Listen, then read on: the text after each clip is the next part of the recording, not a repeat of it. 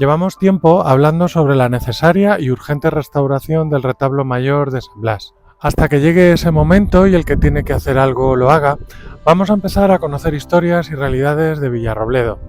Hoy hablamos con Juan Antonio Montero Nicolau.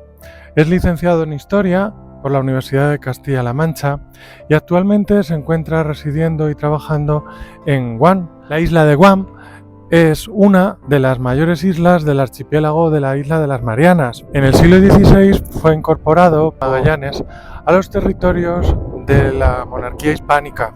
Fue colonia española hasta 1898. Actualmente la isla de Guam depende de Estados Unidos y está gestionado por el Comité de Descolonización de Naciones Unidas. Hoy hablamos con Juan Antonio Montero Nicolau.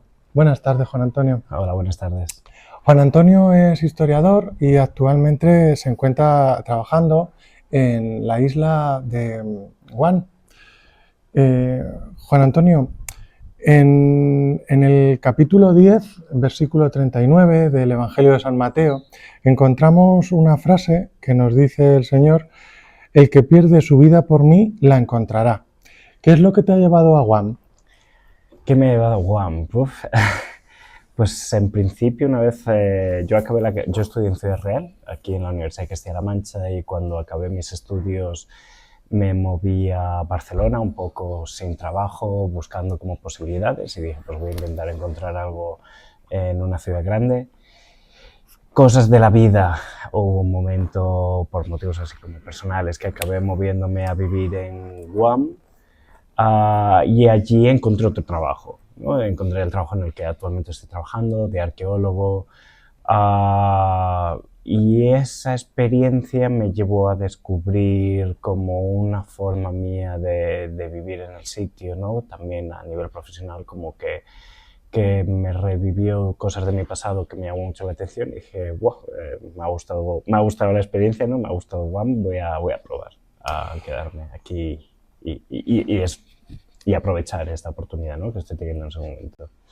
La isla de Guam se encuentra situada en el archipiélago de las Islas Marianas, en el Océano Pacífico, y es la de mayor tamaño de estas islas. Para hacernos una idea, es del mismo tamaño que la isla de Ibiza, unos 500 y pico kilómetros cuadrados, y tiene 900 habitantes aproximadamente. Esta isla tiene población desde hace 4.000 años, pero en el siglo XVI Magallanes, el explorador, la incorporó a los territorios de la corona de la monarquía hispánica hasta finales del siglo XIX, que por el Tratado de París, pues España lo cedió a Estados Unidos. No está incorporado a Estados Unidos como territorio americano porque se encuentra bajo pues el control de Naciones Unidas, en ese comité que se hizo para acabar con la colonización, y sí que todos los habitantes tienen nacionalidad americana. Sin embargo, el idioma es el inglés y el chamorro. El chamorro, sí. Te voy a preguntar sobre cómo encontraste tu vocación de historiador. ¿Cómo encontré mi vocación de historiador? Yo de pequeño leía muchísimo, me gustaba mucho leer, era muy fan de la ciencia ficción, y de ahí un poco pues le empecé a coger como el gusto a la historia, ¿no? Y también el vivir en Villarrobledo, además mi juventud también estuvo como asociada a San Blas, ¿no? Creo que estuve como muy rodeado de historia de Villarrobledo, que al final me fue empujando en esa dirección. Y un poco así fue como acabó yendo. Lo tenía muy claro. Desde que empecé el instituto tenía muy claro que las asignaturas de historia eran mis favoritas, que quería acabar haciendo historia. De hecho, había algún profesor que me decía, ¿no te quieres dedicar a la educación física? ¿Se te da bien? Y yo, no, yo quiero hacer historia. O sea, lo tenía bastante claro desde pequeño. Juan Antonio fue miembro del grupo de jóvenes de la parroquia de San Blas.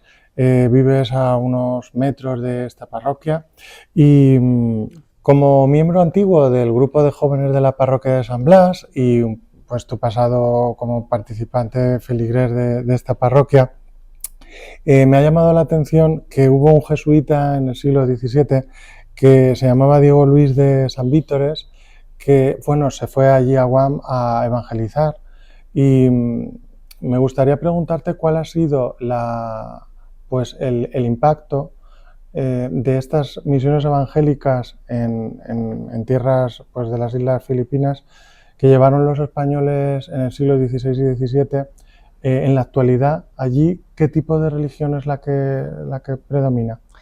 Pues el impacto ha sido muy grande, o sea, la principal religión es la católica, además la población chamorra de Guam es una población muy católica, tuvieron una visita del Papa que fue muy acogida de Juan Pablo II, si no estoy equivocado.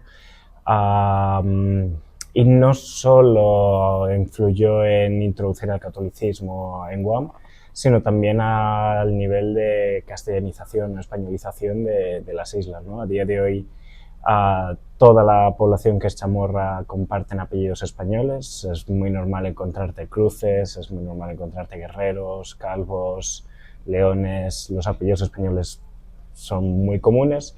Los nombres españoles han empezado a decaer y te los encuentras más entre las personas mayores, ahora son más nombres americanos, pero sí que a nivel gastronómico, a nivel artístico, visitas Guam sí que puede, o al menos a mí sí que me recuerda, veo mucha influencia, ¿no? No solo católica, sino también a nivel español. Es interesante porque muchas veces cuando se habla de la leyenda negra de España y de cómo pues, el siglo XVII y sobre todo el XVI, con el descubrimiento de América y la expansión de la monarquía hispánica, pues ahora reinterpretando algunos grupos la historia del pasado con los ojos actuales, siempre parece como que los españoles fueron a invadir, a colonizar, a modificar o a someter incluso a los indígenas que vivían allí. Muchas veces, pues en islas como esta, pues no es así.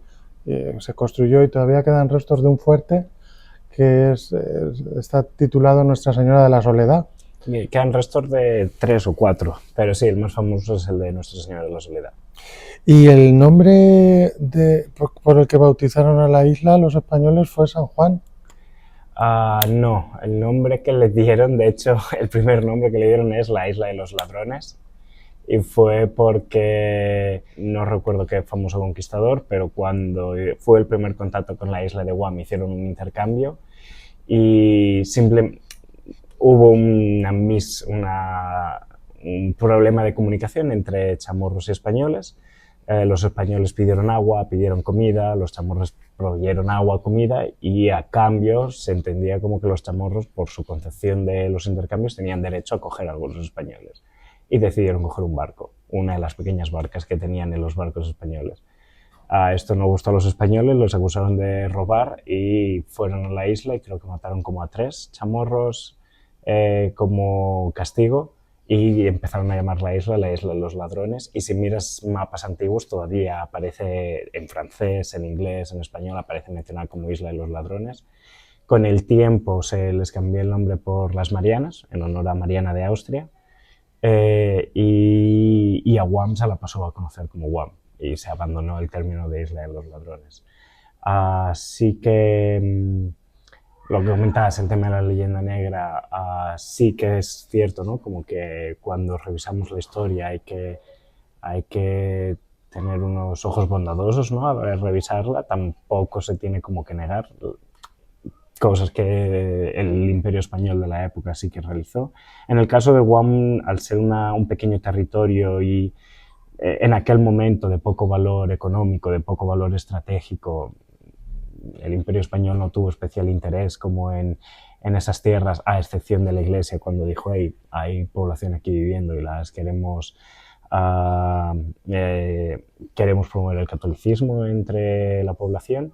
Sí que hubo conflictos, ¿no?, entre los misioneros y la población chamorra, pero más que conflictos no fue una guerra como tal, fue más una guerra de guerrillas, incluso entre la población local, ¿no? Una vez ya los primeros misioneros llegaron a la isla, se dieron casos de aldeas y jefes de aldeas de la zona que apoyaban a los misioneros y otras aldeas que eran contrarios, ¿no?, a este proceso de misionización, y lo que se produjo fue no es el término exacto, pero se puede decir una guerra civil entre chamorros, de chamorros que apoyaban la catolización de la población y chamorros que no la apoyaban.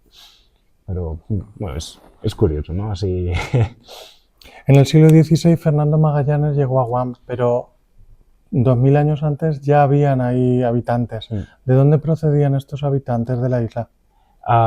Los habitantes, hay diferentes teorías, se han hecho estudios genéticos que soportan que las poblaciones que llegaron a Guam vienen desde Taiwán, la actual Taiwán, que fueron movimientos migratorios que fueron hasta las Filipinas. De las Filipinas se empezaron a extender a las Islas Carolinas, que serían las actuales, la República de Palau, los Estados Federados de Micronesia, y desde allí se saltó hasta las Islas Marianas. Pero sí que hay como bastante acuerdo de que el núcleo de expansión sería la actual Taiwán. El nivel del mar ha cambiado mucho en estos 4000 años de historia y lo que eran los núcleos de población, de ciudadanos, vamos, de habitantes que existían en esa zona, quedaron sumergidos bajo el océano. A veces no terminamos de oír mucho hablar sobre trabajos de arqueología submarina, pero forman parte de un tipo de arqueología bastante costosa porque tienes que llevar más instrumentos y maquinaria que, además de ser los típicos de cualquier yacimiento arqueológico, cuando hay que sumergirse pues tienes que aumentar con el resto del equipo. Tu empresa sí que lleva muchos proyectos de arqueología submarina. Coméntanos.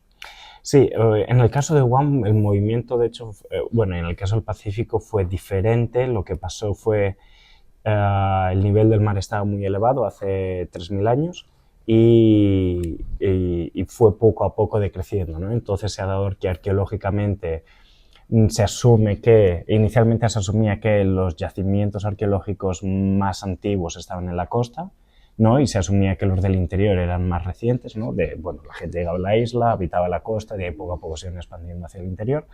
Y lo que pasa en Guam es lo contrario. En la costa tenemos los más recientes y en el interior, por este desnivel del mar, es donde se están encontrando los más antiguos. Te estoy hablando también de metros, de 100 metros, 200 metros, no de una exageración, pero bueno. Respecto a proyectos arqueológicos, sí que en mi empresa tenemos proyectos de arqueología submarina. Sobre todo están muy orientados a la Segunda Guerra Mundial, ¿no? Por todo lo que es la Guerra del Pacífico, principalmente entre el Imperio del Japón y los Estados Unidos. En el caso de Guam se vivieron muchas masacres asociadas a esta guerra, mucha población que fue encerrada en campos de concentración, asesinatos en masa, y parte de ese conflicto dejó una huella arqueológica que es lo que hoy a día con nuestros proyectos estamos principalmente investigando, que son restos normalmente asociados a la Segunda Guerra Mundial.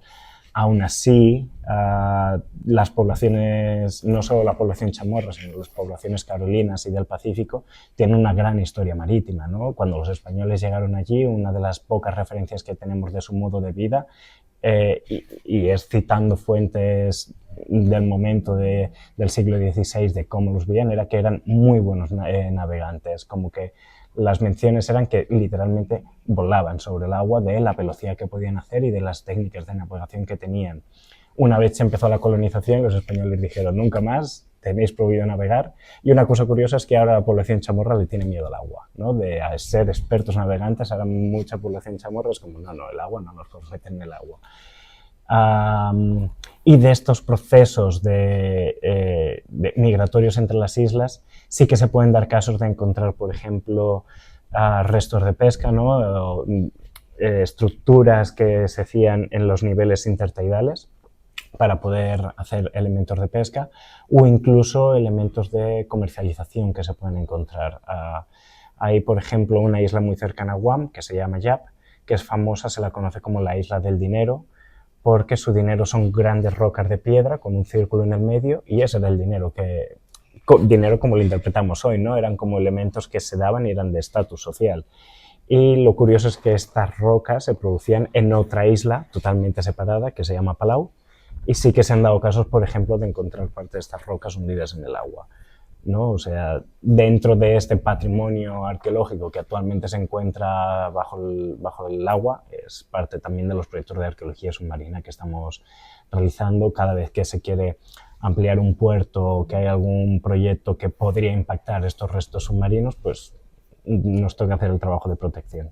Lo que te quiero preguntar ahora, Juan Antonio, es, me gustaría saber tu opinión sobre los restos arqueológicos y sobre todo los aficionados a la historia que se dedican pues, los fines de semana a irse con un detector de metales a desenterrar restos arqueológicos o, por ejemplo, como ya conocemos, el caso de la Dama de Elche o la ciudad de Medina Zara, que también estuvo durante muchos años, no sé si decir la palabra expolio, pero sí. Sí, fue expolio.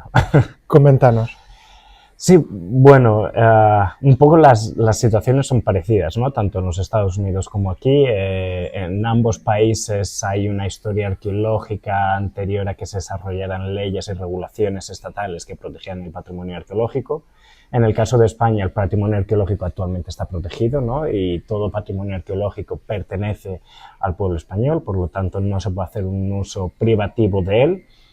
Aunque sí que hay excepciones en el nivel de quién es la titularidad, pero se supone que está protegido por el Estado español. En ese sentido sí que es muy importante, como mencionabas, ¿no? Casos de gente que sencillamente va por el campo, encuentra algo, le parece curioso y se lo lleva a su casa. Es importante tener una visión, ¿no? Histórica del patrimonio y entender que las cosas son depositadas en una localización de una manera, ¿no? Y cómo se han depositado ahí nos transmite una información que las personas expertas podemos analizar y podemos interpretar y podemos conseguir información, ¿no? de esa deposición. Es muy sonado un caso, salió hace poco en las noticias, de una espada de casi creo que era como de 1000 años, que se encontró un granjero en el campo, se la llevó a su casa, la pasó a su hijo la llevó a un museo de mi padre me ha pasado esto, y encontraron que la espada tenía como 1000 años de antigüedad y era simplemente una persona que dijo, pues me la he encontrado en mi campo, me ha parecido bonita y me la he ido a mi casa, ¿no? En ese sentido, tenemos un objeto que nos está proveyendo información, pero hemos perdido totalmente el contexto, ¿no? Dónde fue encontrada, cómo fue encontrada, está asociada con un yacimiento arqueológico que sepamos, ¿no? Podría ser un espacio donde haya habido una batalla, podría haber un enterramiento cerca de donde fue encontrado, toda esa información se ha perdido, que es lo mismo de lo que pasaba aquí en Villarrobledo, ¿no? Tenemos restos que se asumían que era de la Edad del Bronce, pero estaban asociados con un yacimiento arqueológico, eso nunca lo sabremos ya, ¿no? Esos restos los cogió una persona, no se hizo un proceso adecuado arqueológico para interpretar de dónde estaban viniendo y quizás hemos perdido actualmente un yacimiento arqueológico que podría estar en los terrenos de Villarrobledo y que podría proveer información sobre cómo los primeros habitantes de estas tierras vivían en este territorio, ¿no? Los orígenes de la ciudad de Villarrobledo están muy bien documentados por la obra del padre de la caballería de Portillo. Bueno, pues, crea un relato narrativo sobre su fundación, pero no es del todo así cuando te das cuenta que hay restos anteriores al siglo XIV en esta localidad. Uno de ellos es, lo has visto porque has crecido ahí, en el patio de la iglesia de San Blas hay un muro que es anterior a la ermita del siglo XIV y, en fin, sería bueno que se fomentaran pues, proyectos de investigación arqueológica de la localidad. Siempre es bueno conocer la historia y me gustaría preguntarte por qué sería bueno conocer la historia de Villarrobledo previa a esa fundación en 1292.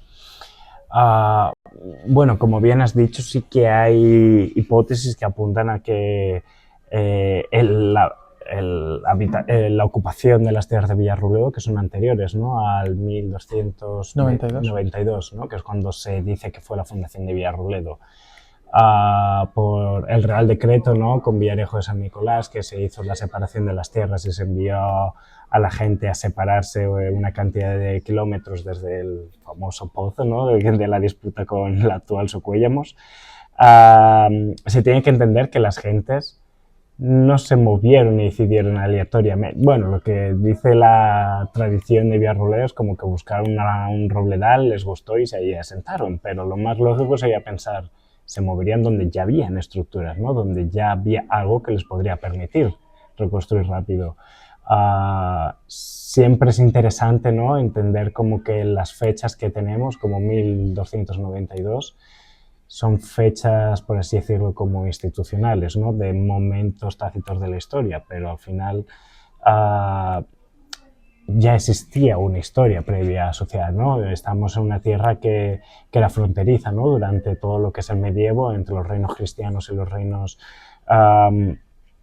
y las taifas musulmanas, ¿no? Y al final había gente que, aunque no hubiese, por ejemplo, un núcleo poblacional, no hubiese una institución como el Ayuntamiento de Villarrobledo, la Villa de Villarrobledo fundada aquí, ya había una historia previa, ¿no? Ya era una tierra donde se movía población. Ejemplo, un posible poblamiento asociado a la Edad del Bronce. Por ello siempre es importante entender que es como, aunque la fundación de Villarrobledo sea en 1292, nuestra historia no empieza ahí, ¿no? Ya tenemos gente que se movía y que habitaba estas tierras anteriormente, y al final también somos un legado de esas poblaciones, ¿no?, de las poblaciones que transitaban en estas tierras anteriormente. Así es. Y ahora, sin irnos tan lejos, te voy a comentar algo que conoces, porque tenemos un bien cultural del siglo XVIII, que es el retablo mayor de la parroquia de San Blas, y llevo 2 años recaudando fondos para poder iniciar su restauración profesional. El año pasado empezamos con esa restauración a través de la talla del Arcángel San Miguel, que coronaba el ático de este retablo, pero tenemos que seguir adelante y el retablo es muy grande.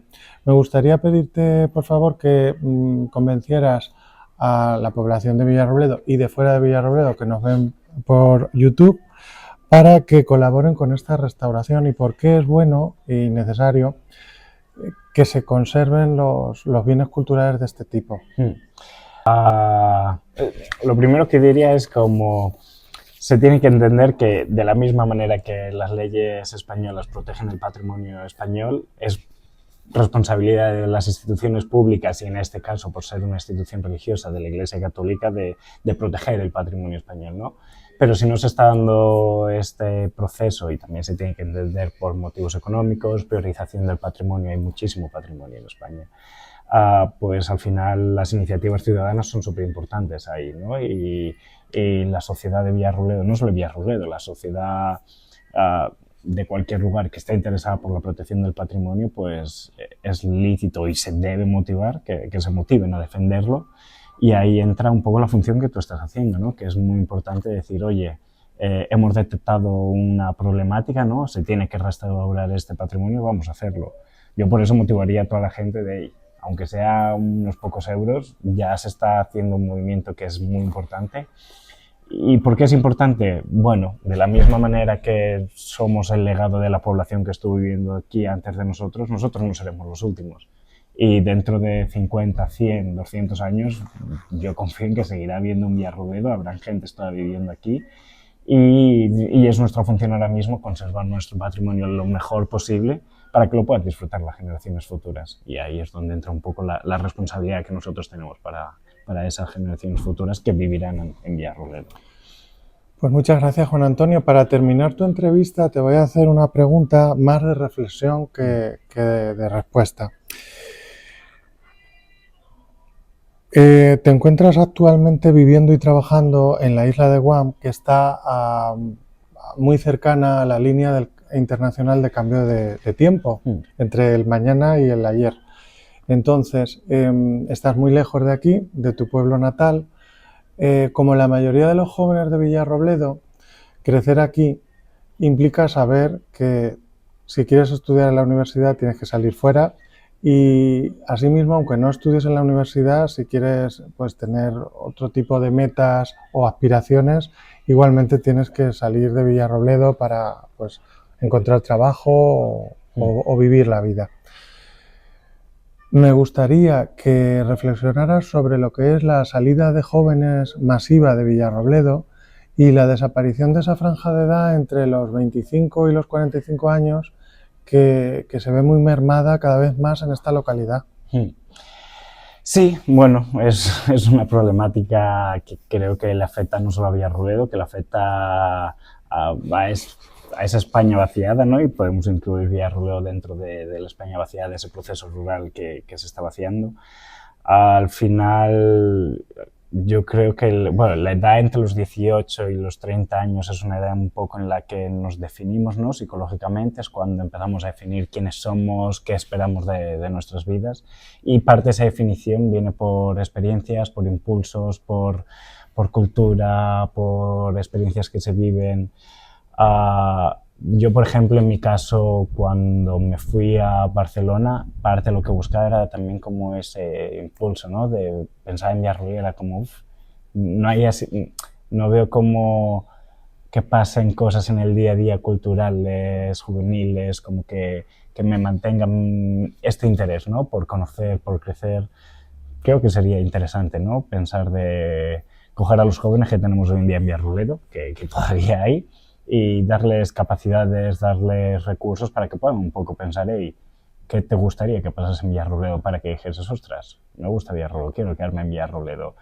Más allá del carnaval, más allá de la feria, que siempre nos gusta cuando somos muy jóvenes, pero también del día a día, ¿no? De qué te gustaría que pasase, por ejemplo, un viernes por la tarde o un jueves por la noche para tú siendo joven decir, me siento realizado de vivir en Villarrobledo, ¿no? Y bueno, y al final creo que gran parte de la solución es coge a los jóvenes, a la juventud que hay en el pueblo y escucha un poco a ver qué opiniones tiene. Muy bien. Para eso tenemos que seguir trabajando. Sí. Pues muchísimas gracias, Juan Antonio, por tus palabras y por haber concedido esta entrevista a la asociación. Y te voy a pedir, por favor, el último favor, que despidas el programa de hoy con unas palabras en chamorro. Ok. Puedo intentarlo, no soy un experto en chamorro, pero bueno, algo aprendí. Si just m'hace, para honra Villarrobledo, para honra tu proyecto, y adiós. Muchas gracias. Como ves, tienen muchas palabras españolas, utiliza mucho el español. Fernando de Magallanes fue un explorador portugués que lideró la primera expedición que dio la vuelta al mundo, aunque murió en el intento. Al servicio de la corona de España, zarpó en 1519 con la misión de encontrar un paso marítimo hacia el Océano Pacífico. Descubrió el estrecho que hoy lleva su nombre. Su viaje, finalizado por su tripulación, demostró definitivamente que la Tierra es redonda.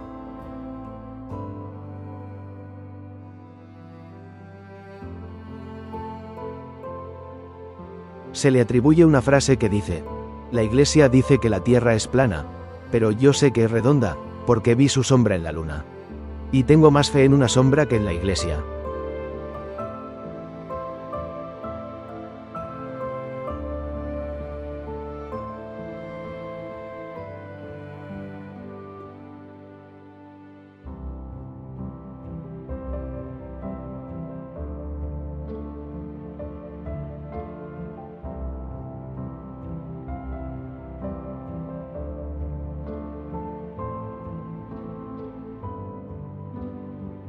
El que encuentre su vida la perderá, y el que pierda su vida por mí, la encontrará. El que os recibe a vosotros, me recibe a mí, y el que me recibe, recibe al que me ha enviado. El que recibe a un profeta porque es profeta, tendrá recompensa de profeta, y el que recibe a un justo porque es justo, tendrá recompensa de justo. El que dé a beber, aunque no sea más que un vaso de agua fresca, a uno de estos pequeños, solo porque es mi discípulo, en verdad os digo que no perderá su recompensa.